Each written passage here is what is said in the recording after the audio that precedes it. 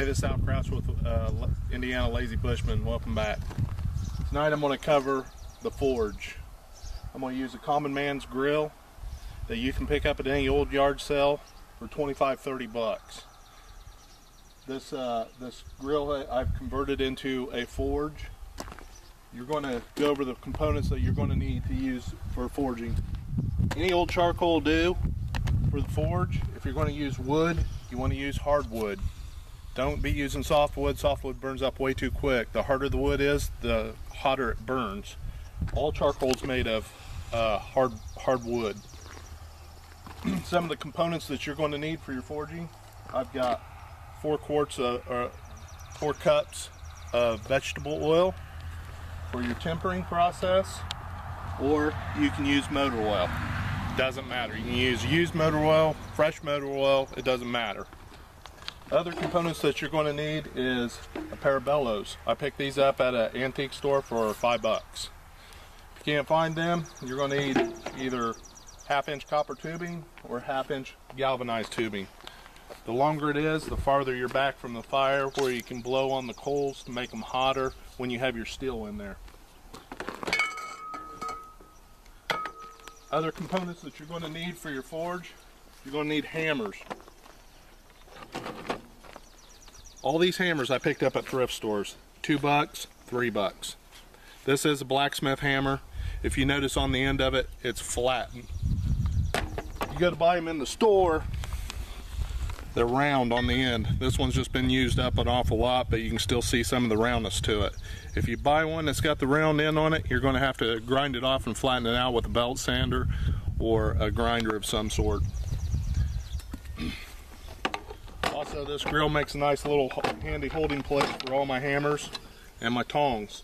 Let's go over tongs to hold the steel into the fire. These are regular blacksmith horseshoeing tongs. You can still buy these. They're probably about 30 bucks, 25, 30 bucks. I picked these up at an antique store for $3. If you can't find these or don't have these, you can use a regular pair of pliers. I've put an extension on these vice grips so that I can hold it out farther from the fire. So the other components that you're going to need to make these 1800s flint steels like I've made here is you're going to need an anvil. The anvil is the hardest part that you're going to have to get a hold of. So anvils are going to run you, I picked this one up at a thrift store for $25. They're going to run you anywhere from $160 all the way up to $400 or $500 for an antique anvil. Brand new ones I think run $160 to $170, and they're Chinese made. Plus you got your shipping and everything. So I'm going to show you tonight how to build a common man anvil that you can use. First off, you're going to start off with a piece of 4x4. This piece is 16¼ inches long. You're going to need some steel. I got this steel at Lowe's. It was $8.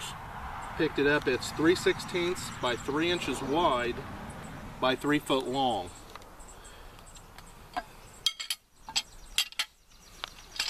You're going to need 3 of these nails. This here was a old tent stake that I had, and I just cut the green tab off of it. You can pick these nails up at Lowe's here because you're going to need something to secure your anvil to this piece of log. Cover the drill bit you're going to need. You're going to need a 3/8 drill bit for your nail hole. You're going to need a 7/8 drill bit to countersink your holes that you're going to be putting your nails down in, so your head of your nail isn't sticking up. And you're going to need a 3/16 high-speed drill bit to drill your holes through your anvil. You're going to need a piece of 1-inch by 12-inch pipe. This will be your horn, this part right here where you'll use to bend your steel to make your curves on your steel. And I got a 1-inch cap for that. I picked up 2 5/16 bolts, and they are I think they're 3.5 inches long. So start off building this. first off, I smashed this part here. Now the way you're going to get this smashed is after this. I'm going to show you how to do that.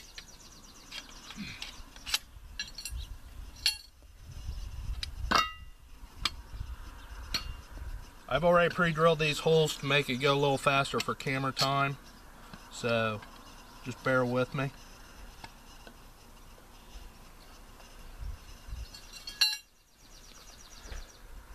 I also used a, let's see, this one was a, I think this is 3/16, a 3/16 drill bit to countersink my holes for the drywall screws, which hold that down, hold this anvil top down.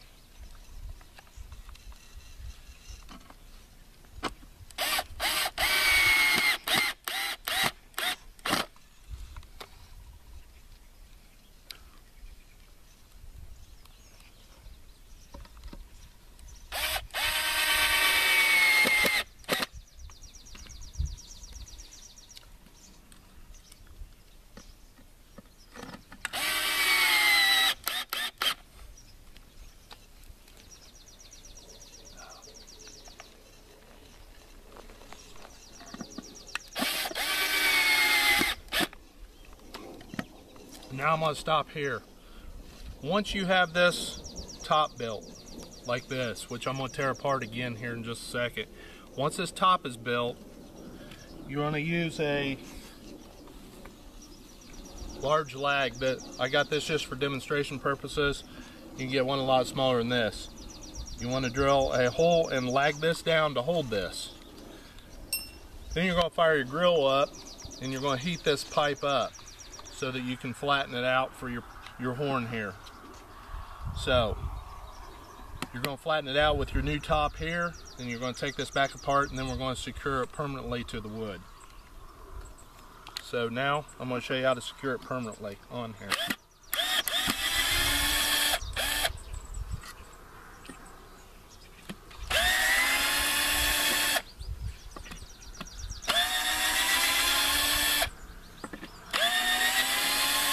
Now the reason I use screws is at any given time that you want to move this or put this on a higher platform such as this log here, you can tear this thing apart and put it on any kind of new log or surface that you want to put it on.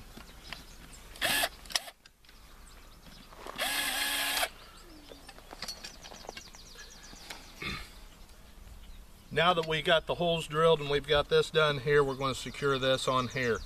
We're going to drill 5/16 holes, 3/8 holes, whichever bolt you want to use, but you need to countersink down in the bottom at least an inch deep with your 7/8 spade bit.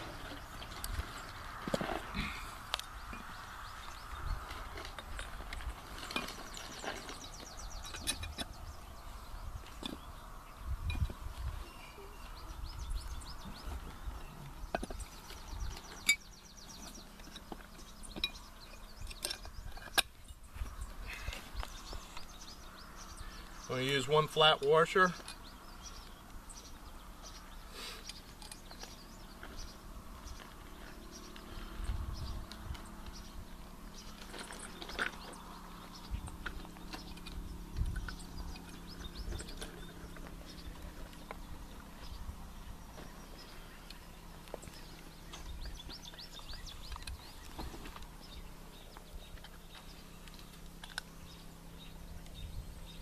You're going to use one lock washer.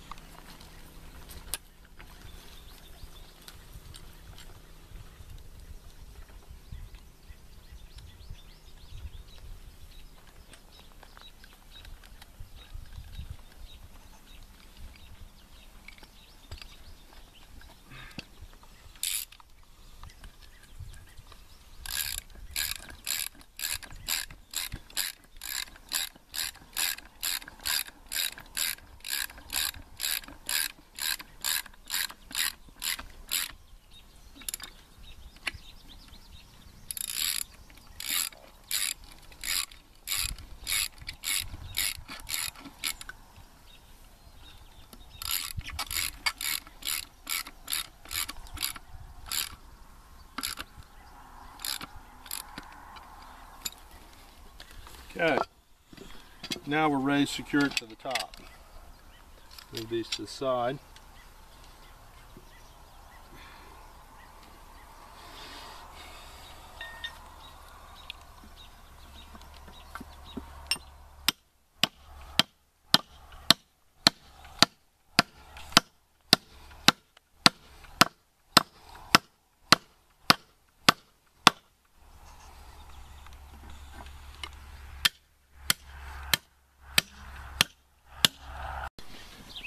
Well, here you have it, the finished product. This is a common man's anvil.